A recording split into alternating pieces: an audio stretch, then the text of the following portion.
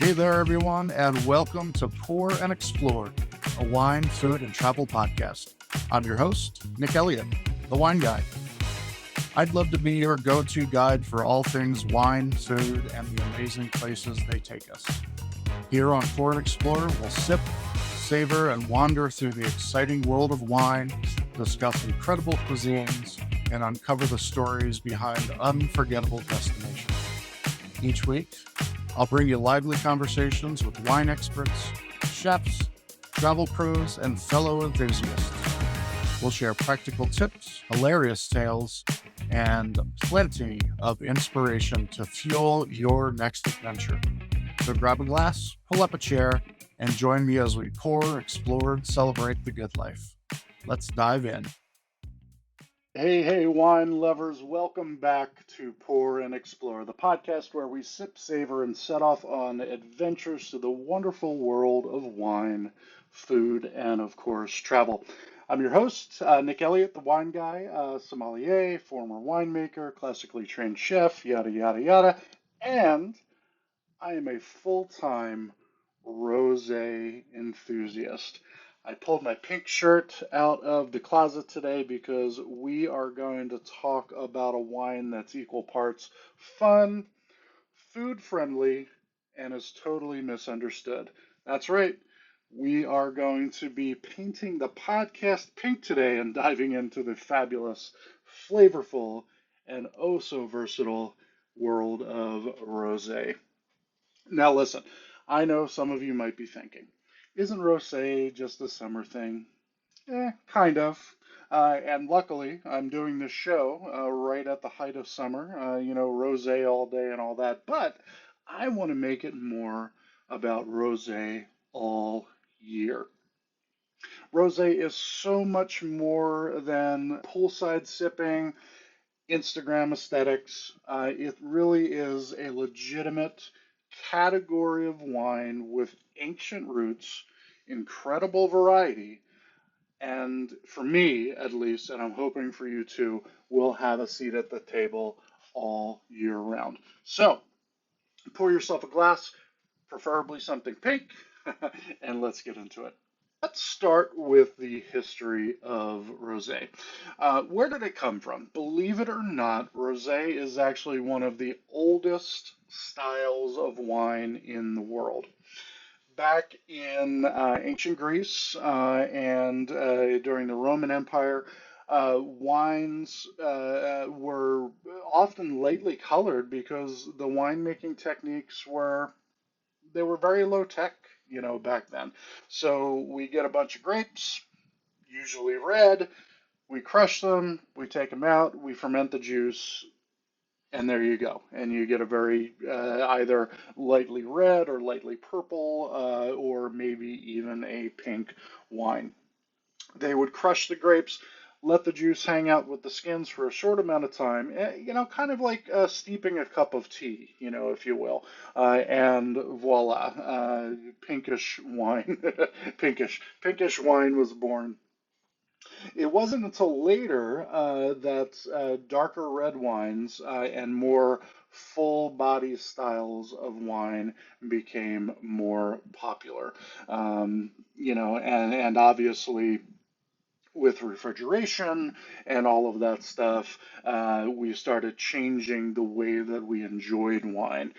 So instead of just drinking room temperature rosé, and room temperature can depend on where you are, and if we're in Italy, in the 1500s during June, you're probably drinking warm wine at that point. So, things were just a little bit different back then. So the way that we enjoy wine nowadays is so much better. And, the way that things happen is it's just different. The way we make it, the way we enjoy it, and I think it's obviously much, much for the better.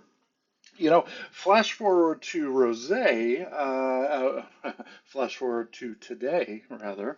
Rosé is, it's definitely gone from an ancient tradition, to really a global trend, and no, it did not start with white Zinfandel, that Iran brought to Thanksgiving dinner in 1997. There's a whole world of pink wine out there, people, and I am here to tell you all about it. Let's start though with how rosé is made. And we're going to bust a few myths here. I just recently posted a funny video, reposted a funny video that I saw about someone walks into a restaurant and they ask for their most expensive glass of red wine and the most expensive glass of white wine, and the server brings it over, and the person in the video proceeds to pull another wine glass out of her jacket and starts blending the red and the white wine together because she wanted a rosé, and that is what people think. A lot of people think rosé is not made by mixing red wine and white wine together. Now, there is a little caveat to that. It technically can be in some places in Champagne, literally the Champagne region of France. It is okay to add a little bit of red wine to your white wine in order to create a rosé. But that is not typically 99.9% of the rosés out there are not made in that way. So, how is it made, Nick? Well, I'm going to tell you. We have three different ways of making rosé. The first type is called a direct press, and the direct pressing method is taking red grapes. They are gently pressed very quickly, and what you're getting is the extraction of this blushy color of grape juice. This method is typically used in making Provence style rosés. And Provence style rosé, very dry, very pale, crisp, clean, beautiful, beautiful wines, high acidity, really, really nice. I do want to slip in here real quick because I think it's an important part of this discussion is where the color of wine comes from. No, the color of wine does not come from the grape juice. The color of your wine comes from the skins. So the darker the skin of the grape, the darker your wine will be if it's allowed to sit for any extended period of time. Lighter red grapes will produce lighter red wines. Darker red grapes will produce darker red wines, and everything in between. And then let's talk about orange wine for a second. Orange wine is not made from oranges, nor is it really orange. It's That's just a name for it. And what happens in the production of orange wine? It's made from white grapes. White grapes do have color in the skin. It's usually orangey or golden or maybe yellow, yellowish green, color, and those grape skins are going to give a hue to the finished wine, which is allowed to sit on the skins for a certain amount of time. So, again, color of wine comes from the skins, whether that be white or yellow or pale, whatever the color is of the grape itself. There are gray ish colored grapes, which are not really gray. There's a haze that goes over the skin of the grape that gives it that grayish color. Pinot Gray is what that is. So there's kind of an in between color for grapes as well. And then, of course, your red grapes and a whole rainbow of reds and purples as well. So, all right, I'm going to get off my soapbox and talk about the other two ways that we make rosé. Another way we do it is called maceration, and maceration is where the juice does spend a short amount of time actually sitting on the grape skins, and so instead of just pressing the juice, letting a little bit of the color come out, like in example number one. Example number two, we're actually going to allow the juice to sit on the skins for an extended period of time, usually from a few hours to a day, not more than that.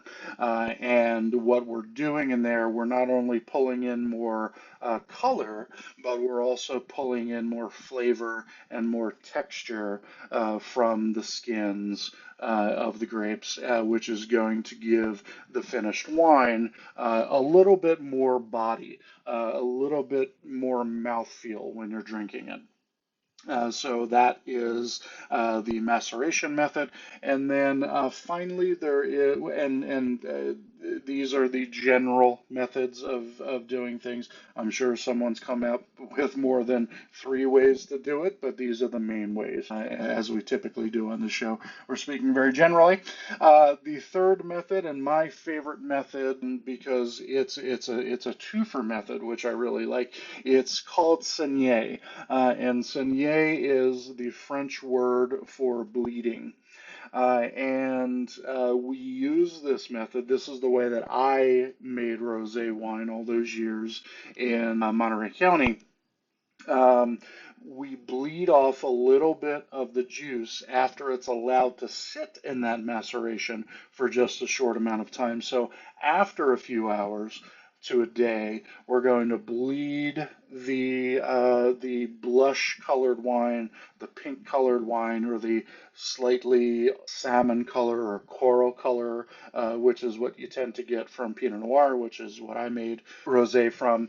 And we're going to bleed some of that juice off, and then that juice is going to go into its own tank and start the fermentation process. So we get one wine out of this tank.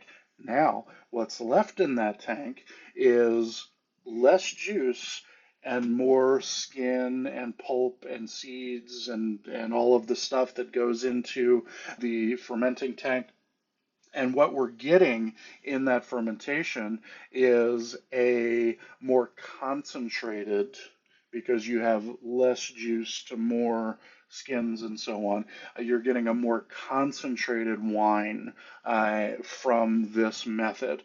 And that's why many French producers do it this way. Many producers globally do it this way because it really is a great way to concentrate your red wine over here, and then you've got this beautiful rosé wine on this side that you can sell to people who don't necessarily drink reds, or want something different, or want, as the owner of a business, you want an extra product to have on the website. So this is a really great way to do it, and I very much love it.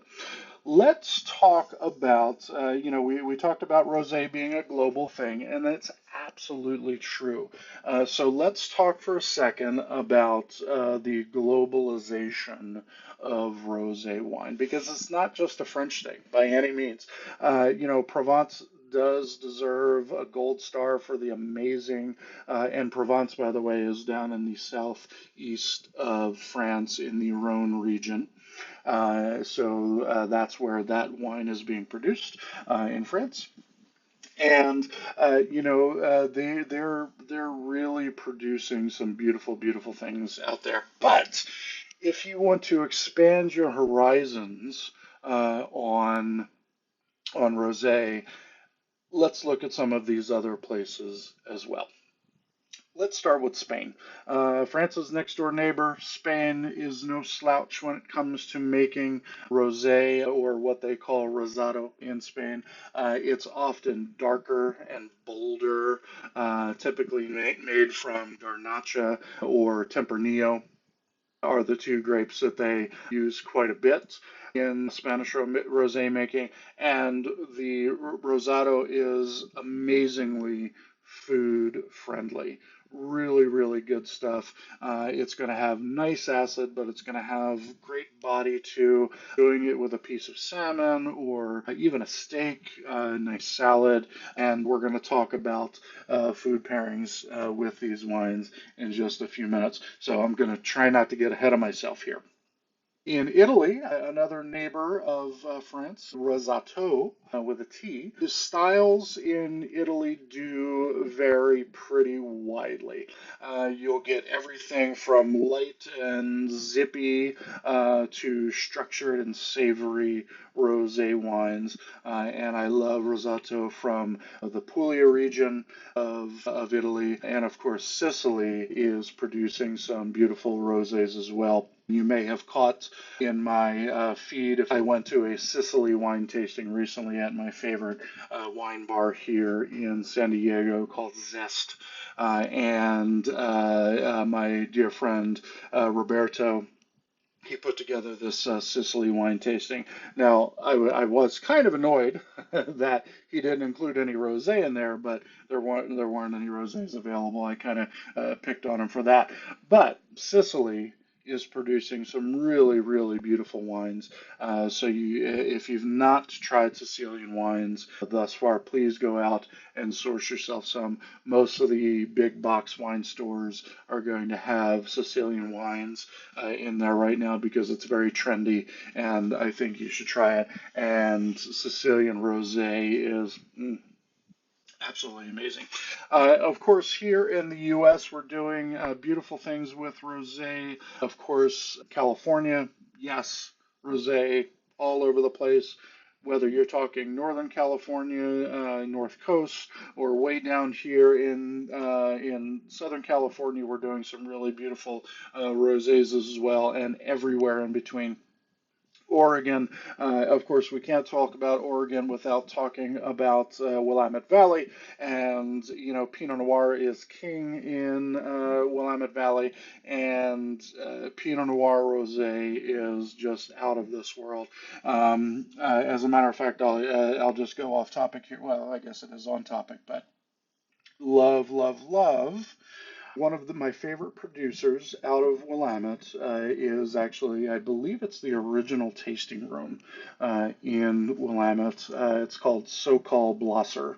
And don't ask me to spell it for you, just go look it up.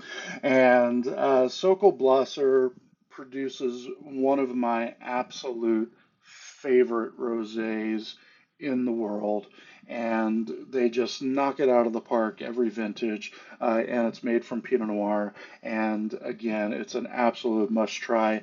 Go to I'm not getting paid for this. This is not an advertisement. They are not a sponsor. Go check out So-Called Blosser. Get a bottle of their rosé. You will not be disappointed, I promise you. Some of the more unknown regions that are producing rosé, South Africa, doing some great things with Pinotage and Cabernet Sauvignon down there in South Africa. Australia, of course, we can't talk about Australia without talking about Shiraz or Syrah, as you might know it. They're making some really, really cool stuff rosé-wise with Shiraz. And Greece is well known, as I mentioned, not only historically for making rosé, but more contemporarily producing some really awesome rosé wines out of a lot of the native grapes that they grow in Greece, whose names don't even ask me to pronounce because there's about 1,000 of them. And they're all beautiful. They're all wonderful. Again, just go find Greek rosés. Look that up, and I'm sure you'll find it. And of course, lastly, I'm just going to go ahead and mention in France the two regions that you want to check in on. Actually, I'm going to throw a third one in there as well. The regions that you want to check into for rosé wines. Provence, I've already mentioned, so I'm not going to talk about them anymore.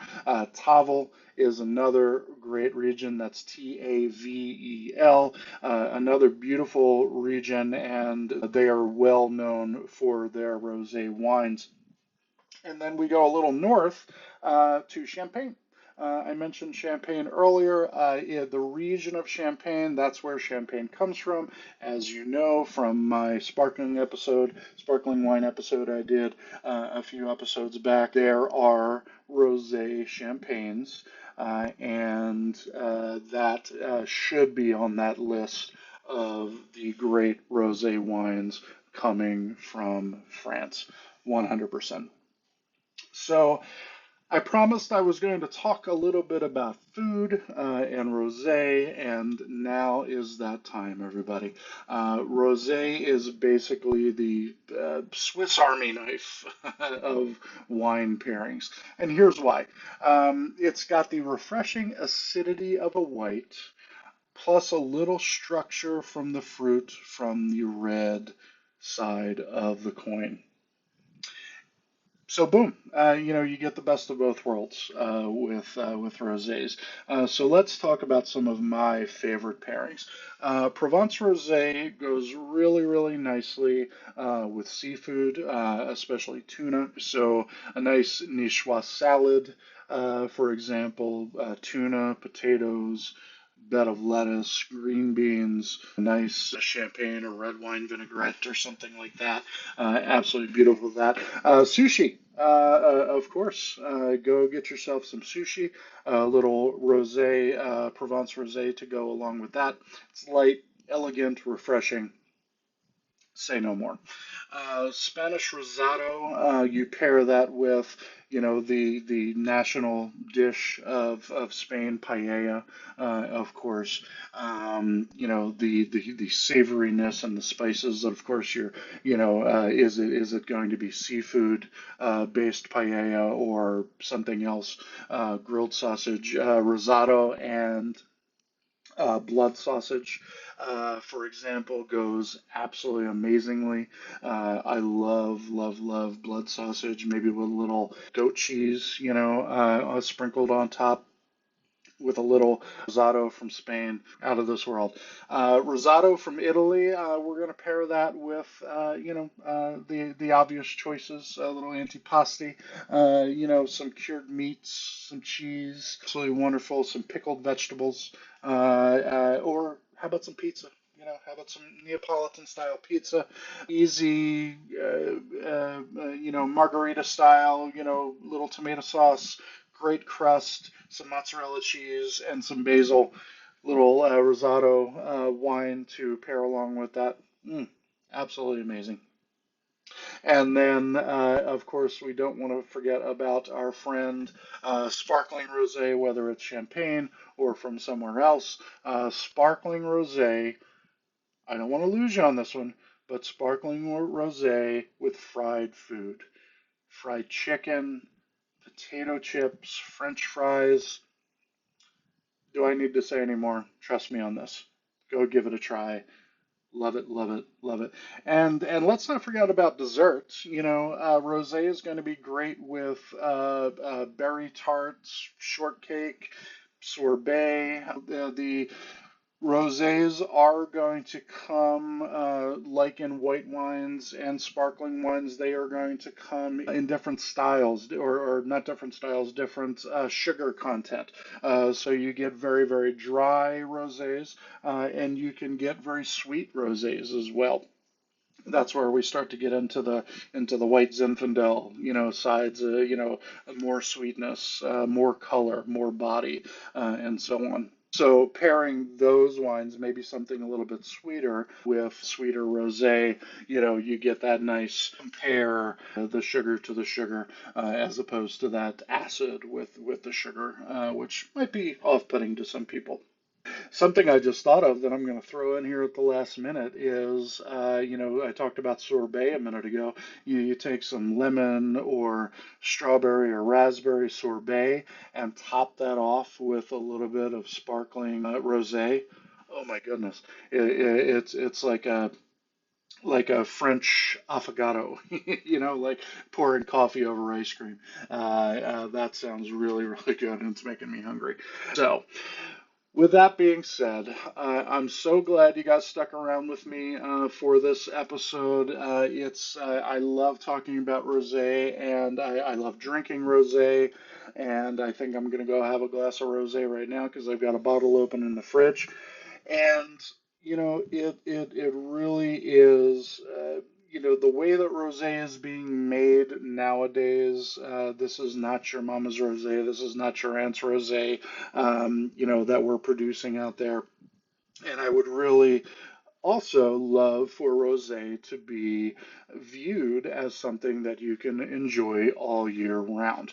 I've got the bottle in the fridge right now. It's summertime here in San Diego, so it's warm, a tiny bit humid. So drinking that wine cold out of the fridge is going to be awesome. But you know what? Sometimes I'll just pull a bottle of rosé out of my little wine cabinet and I'll drink it just the way it is, especially in the winter time and things like that. So I encourage you to experiment a little bit, have fun with it, of course. And what's my motto, people? You drink what you like. So find out the way you enjoy it the most, the way you like it the most, and that's how you enjoy it. All right, guys, that is going to wrap up today's rosé episode. Hopefully, I've convinced you that rosé is not just for the summertime, and it is certainly not basic, as the kids say. So whether you're sipping a glass of rosé poolside, pairing it with your favorite meal, or just popping a bottle because it's Tuesday. It's Monday here, but or it's Tuesday. Rosé has a place in every season, and I would say at every table. So if you learned something new, discovered a rosé to try, or want to spread the pink wine love, here's what I would love for you to do. Number one, subscribe to this podcast. No matter where you are, hit that follow button, hit that subscribe button. I would really, really appreciate it. It would help me out a lot if you would do that for me, and I would be forever grateful. So that's step number one. Please tell me, drop a comment in my social feed and tell me what you're drinking on the rosé side. Comment Rosé All Year, and I am going to send you my rosé wine and food pairing guide. Love that. All you got to do is just subscribe, comment, Rosé All Year, and I am going to send you my little pamphlet on enjoying rosé wine with food. And of course, if you've got a favorite rosé, a dream travel destination, or a great food pairing that you love to pair with rosé, I want to hear about it. So make sure you hit me up on socials. Either way, comment Rosé All Year, and I will send you my rosé wine and food pairing guide. So until next time, guys, thank you so much for visiting, and please, everybody, keep wondering and wondering. Cheers, everybody, and cheers to rosé all year. You like my pink shirt? I like my pink shirt. Take care. Thank you so much for tuning into this episode of Pour and Explore. I'd love to hear your thoughts, your stories, and your questions, so you can drop me a line at cheers@thewineguy.vin. That's cheers@thewineguy.vin. Or let's connect on TikTok, Instagram, or Facebook. Grab those links on my website at thewineguy.vin. Until next time, let's keep wondering and wandering. Cheers, everyone.